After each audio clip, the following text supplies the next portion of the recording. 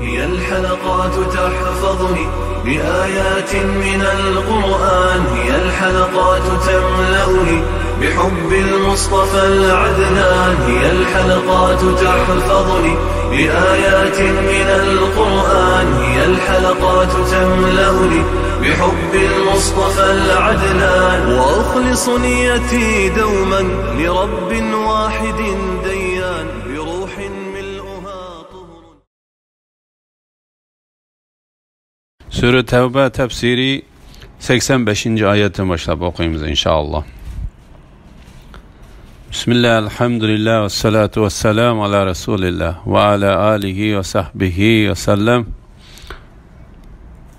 Selamu aleyküm ve rahmetullahi ve berekatuhu. Tövende diktanlığa İbn Kesir rahimullah'ın Kur'an-ı Kerim tefsiri Uygurca tercümesi Tevbe suresi 85. ayetinden başlayıp okuyumuz inşallah. Ba'de euzu billahi mineşşeytanirracim. Ulanın malları ve evlatları seni eceplendirmesin. Allah dünyada bula arqılıq ulanı cezalaşını, ulanın kafir peti can üzüşünü irade kılıdı. Bu ayetinin tefsiri bu surenin 55. ayetinin tefsiri okşaydı. Cemi hamd sanala ve medhiyle Allah Teala hastır.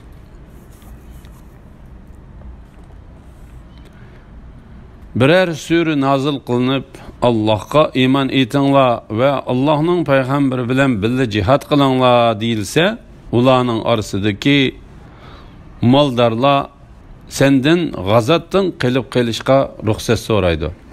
Ula bizni koy, gazat çıkmay öylerde beharaman olturgucular bilen birle bolaylı deydi.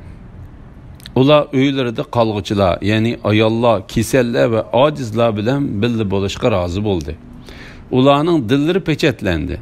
Şunun için ula cihattaki peygamberge itaat kılıştın kilidgan bəxtini düşenmeydi. Cihat çıkmay qalğanlarını eyipleş doğrusu da. Allah Teala bu ayette cihat çıkışkı qadir ve pul meni cihat tayarlıq kılışkı yedidigan turugluq cihat çıkmay öylerde olturgan münafıqlarını qattiq eyiplaydı. Ula cihat çıkmazlıqqa Peygamber aleyhisselamdan ruhsat sorap mundaq dedi. Bizni koy, gazat çıkmay öylerde beharaman olturgucular bilen birli bulaydı. Ula özlerine boladigan arı nomusqa ve askerler cihat çıkıp ketkendan keyin öylerde kalgan ayallar bilen yurtda birli qilishqa razı bo'lishdi. Ula agar urush bo'lib qolsa, eng qo'rqinchaqlik qiladigan, xotirjamlik bo'lsa, eng to'la gap qiladigan odamlardir.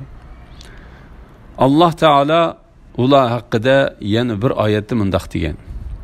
Agar ularga dushman tarafdan xabar keladigan bo'lsa, ularning sana sakratga tushib qolgan odamdek qo'rqinishdan ko'zlarini pildiriltib qarayotganligini ko'rsam.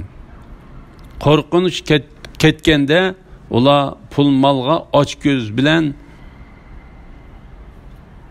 ko'z bo'lgan holda sizlarni keskin tillar bilan ranjitadi.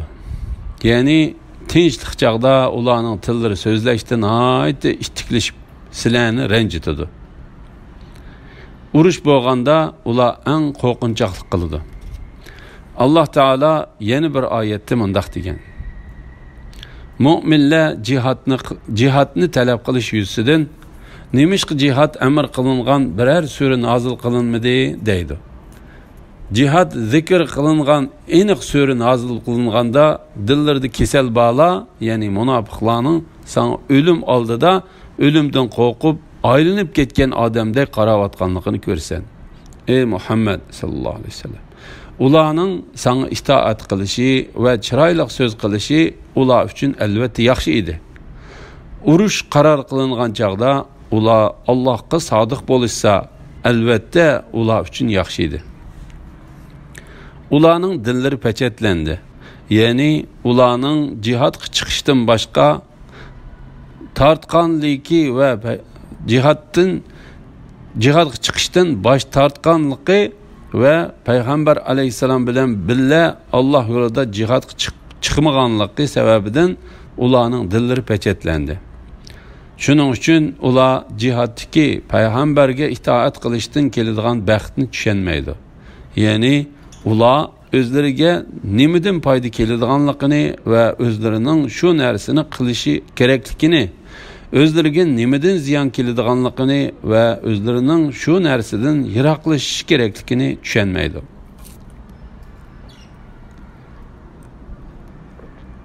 Lekin payg'ambar ve Peygamber bilen billa iman etganlar malları bilen canları bilen jihad qildi. En şula ikkili dünyanın yaxşılarına nail boludu. En şula ikkili dünyanın yaxşılıklarına nail boludu. En şula maqsadga yetkişilerdir. Allah ulağı astıdan östenler eqib turdigan cennetlerini tayyorladi. Ula onunda мәңгі qalıdı. Bu çoğun baxtdır. Allah Teala munafiqlarni ayıpligenden keyin mu'minlarni maqtab, ularga ahiret tayyorlangan nazu ne'matlarni bayon qilib mundaq deydi. Lekin payg'ambar va payg'ambar bilan billa iymon etganlar mollari bilan, jonlari bilan jihad qildi. Bu ikki oyatda ularning ahvoli va yaxshi oqibati bayon qilindi.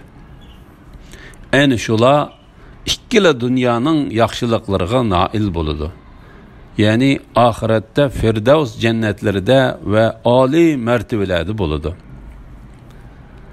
Arabilerden özürü bayan kılgıçılar jihadga çıkmaslıkka ruhsat sorap geldi. İmanını dava kılıp Allah'a ve onun peygamberiga yalğancılık kılganlar jihadga çıkmadı. Yani Arabilerden yani bir türkümü jihadga mı çıkmadı? Özürü bayan kılıp mı kelmedi? Ulardan kafir bolganlar qattiq azapqa duchar bo'ladi. Allah Teala bu ayette jihadga çıkmaslıkka özürü etip kelgen, özürlük kişilerinin ahvalını bayan kılıdı. Ular Peygamber aleyhisselamның qışığı kelip, onunla özürü etti ve özlerinin aciz ikenligi, jihadga chiqishga qodir emasligi qatorliq sabablarini bayon qilishdi. Ular Medinening atrofidan kelgan arab qabilalarining odamlaridir. İbn Abbas mundaq deydi. Ular özürlük kishilardir. Chunki Allah Taala bularning ahvolini bayon qilgandan keyin mundaq dedi. İmanni da'vo qilib Allah'a ve onun peygamberiga yalğancılık kılganlar jihadga çıkmadı. Yani Arabilardan yana bir türkümü jihadga mı çıkmadı, özür bayan kılıp mı kelmedi. Ondan Allah ularni qattiq azap bilan qo'rqitib mundaq dedi. Ulardan kafir bo'lganlar qattiq azapga duchor bo'ladi.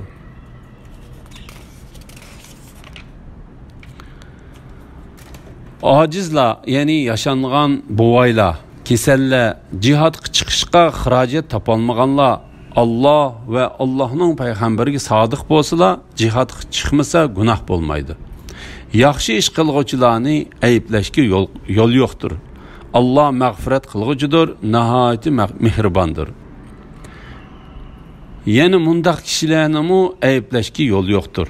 Yo'l yo'qdirki, ular jihadga chiqish uchun sendan uloq so'rab kelganda, ulog'i sen mening sizlarni ta'minlaydigan ulug'im yo'q deding.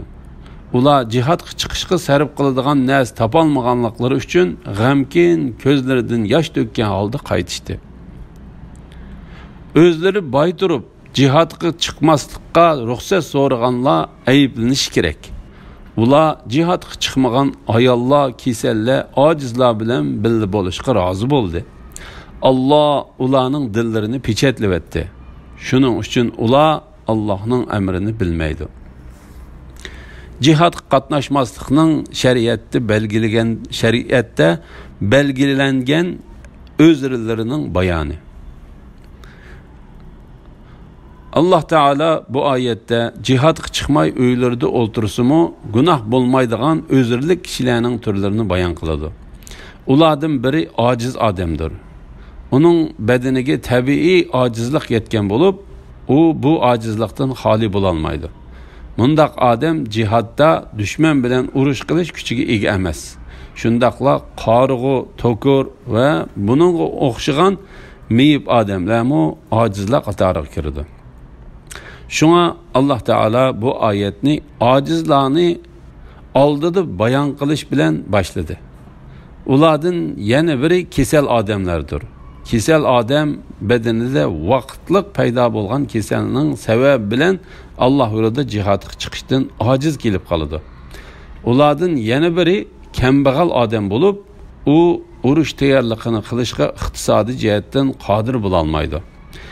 Ayni shu kishilar jihodga chiqmay uyda o'ltirsa, ularga hech gunoh bo'lmaydi.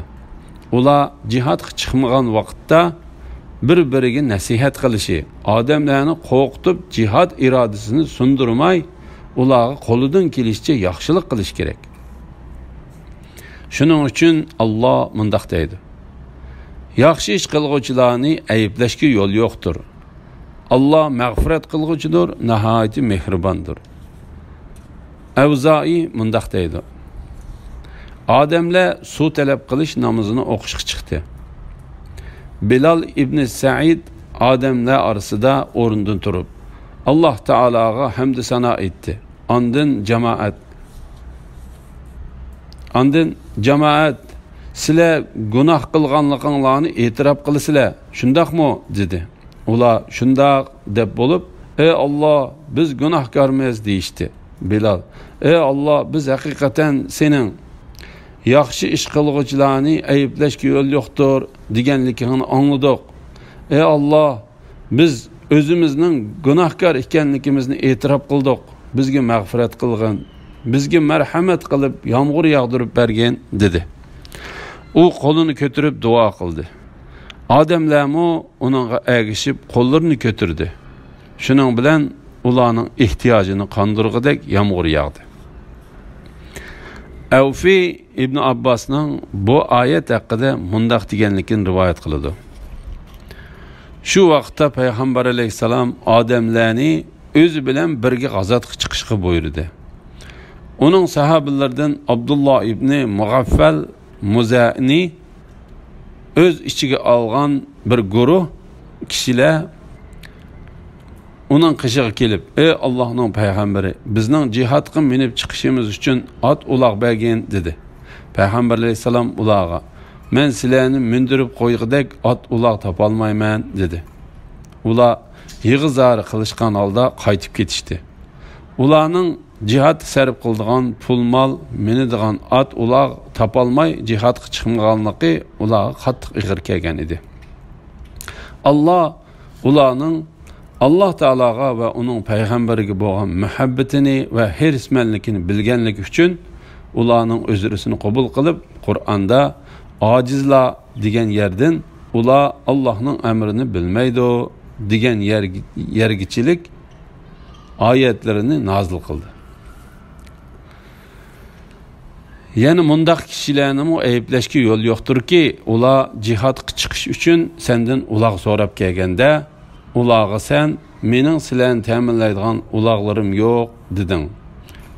Mujahid mundaq deydi: bu oyat Muzayna qabilasidan bo'lgan Muqarrin jamoatidagilar haqida nazil bo'ldi. İbn Abu Hatem Hasandan payg'ambar alayhissalomning mundaq deganligini rivoyat qiladi: sizlar Madinada bir guruh odamlarni qoldirib jihodga chiqdinglar. Bu jihod yo'lida sizlar mayli sarf qilgan pul mol, mayli kesib o'tgan jilg'a, mayli dushmanlar bilan qilgan jihod bo'lsin, ularning hammasida erishadigan ajrga ularmi cho'qim shirik bo'ladi. Ondan payg'ambar alayhisalom: yana mundaq kishilarni ayblashga yo'l yo'qdir ki, ular jihodga chiqish uchun sendan uloq so'rab kelganda, ularga sen mening sizlarni ta'minlaydigan uloqlarim yo'q deding degan oyatni o'qidi. İmam Buxoriy va Muslim Anasdan Payg'ambar alayhissalomning mundaq deganligini rivoyat qiladi. Shak shubhisizki Madinada bir guruh odamlar qolib qoldi. Sizlar mayli birer jilg'ini kesib o'tinglar, mayli birer joyni besib o'tinglar, ular sizlar bilan bildidir. Sahobalar, ular Madinada tursa dedi Payg'ambar alayhissalom. Ha, shundoq. Lekin ularning o'zrisi bo'lganligi uchun jihodga chiqa olmadi dedi. Ondan Alloh taolo malomat qilishni boy turib jihodga chiqmaslikqa ruxsat so'raganlarga qaratdi va ularni safarlarga chiqmaydigan ayollar bilan yurtib birga qilishga rozi bo'lganliklari uchun qattiq aybladi. Alloh ularning dillarini pechatlab etdi. Shuning uchun ular Allohning amrini bilmaydi. Ularning yeniga, ya'ni Madinaga Tabuk g'azatidan qaytib kelgan chig'inlarda ular sizlarga g'azotdan qilib qolganliklari to'g'risida o'zri bayon qiladi. Ey Muhammad sallallohu alayhi vasallam, ularga o'zri bayon qilmanglar. Sizlarning so'zingizlarga ishonmaymiz. Allah sizlarning ahvolinglarni va dilinglardagi munofiqlikni bizga xabar qildi. Allah va uning payg'ambari sizlarning buningdan keyingi amalinglarni ko'rib turdi. Munofiqlikdan tavba qilamsizlar yoki uningda ching turamsizlar? Ondan keyin, ya'ni o'lganinglardan keyin yoshurun va oshkora ishlarni bilguchi Allohning dargohiga qaytarilasizlar. Allah sizlarga bütün qilmishinglarni aytib berdi degan.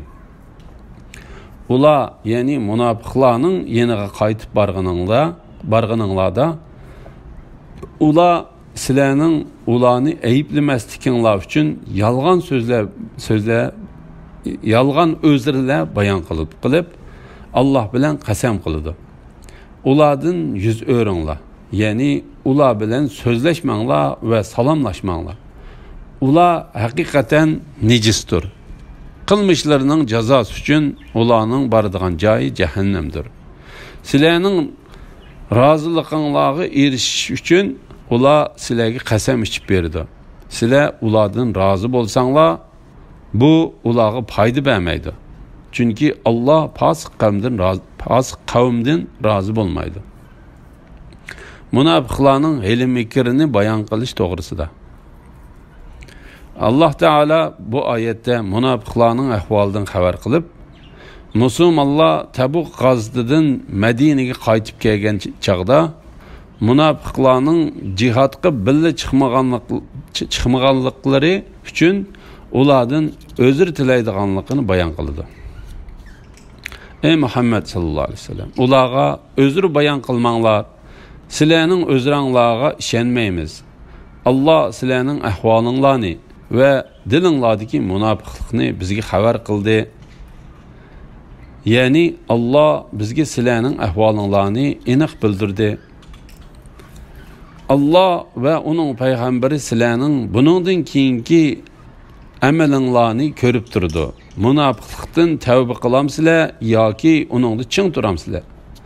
Yani Allah dünyada sizlarning amalinglarni kishilar orasida oshkorlaydi.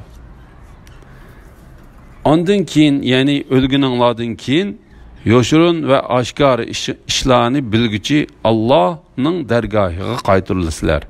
Allah sizlarga bütün qilmishinglarni aytib berdi degan. Ya'ni Allah sizlarga yaxshi yomon ahvollaringlarning hammasini xabar qiladi ve şu amallarga qarata sizlarga mukofot yoki jazo beradi. Allah Teala mu'minlarning ularni ayiblamaslik uchun ularning yolg'on o'zri bayon qilib Alloh bilan qasam qiladiganligini xabar qildi. Sizlar ularga malomat qilmasdan ularni kamsitgan asosda ulardan yuz o'ringlar. Chunki ular nejisdir. Ularning dillari va e'tiqodlari buzuqdir. Qilmishlarining jazosi uchun, ya'ni gunohlari ve xatoliklarning jazosi uchun ularning boradigan joyi jahannamdir. Allah Teala munofiqlarning musulmonlarni ishendirish uchun qilgan qasamlarga musulmonlar rozi bo'lgan taqdirdami, buning ularga foyda bermaydiganligidan xabar qildi. Chunki Alloh fosiq qavmdan rozi bo'lmaydi. Ya'ni Alloh taolaning itoatidan va Alloh taolaning payg'ambarining itoatidan chiqquvchilar fosiq hisoblanadi.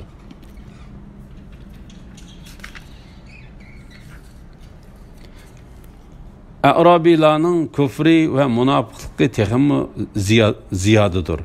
Alloh payg'ambariga nozil qilgan shariat ahkomlarini bilmaslikka ular eng loyiqdir. Alloh mahluqotning ahvolini bilguchidir. Hikmat bilan ish qilguchidir. A'robilardan ba'zilari Alloh yo'lida bergan narsalarini jarimona hisoblaydi. Sizlarning hodisiga uchrashinglarni kutadi. Ularning o'zlari halokatga uchrasin. Alloh ularning so'zlarini anglab turguchi, ishlarini bilib turguchidir. A'robilarning ba'zilari Allohga va oxirat kuniga iymon etadi. Alloh yo'lida bergan narsalarini Allohga yaqin bo'lishning va payg'ambarning duosiga erishishning vositasi qiladi. Ular bu orqali rostla Allohga bo'lgan yaqinlikka erishadi. Alloh ularni o'zining rahmati doirasiga kirgizadi. Alloh haqiqatan mu'min bandalarga nihoyat mag'firat qilguchidir, ularga to'liq mehribondir. A'roblarning kufri va munofiqlikning texmi ziyod ekanligi. Alloh taolo bu oyatlarda a'robilardan kofirlar, munofiqlar va mu'minlarning bo'ladiganligidan, ularning kufri va munofiqligining boshqalarga qaraganda texmi cho'ng, texmi ig'ir, texmi ziyoda ekanligini xabar qiladi. Chunki ular Alloh taolaning payg'ambariga tushirgan belgilamalarining chek-chegaralarini bilmaydi. Amash bu vaqtda Ibrohimning mundaq deganligini rivoyat qiladi. Bir a'robi Zayd ibn Savhanning yeniga kelib o'ltirdi. U odamlarga so'z qilyotdi.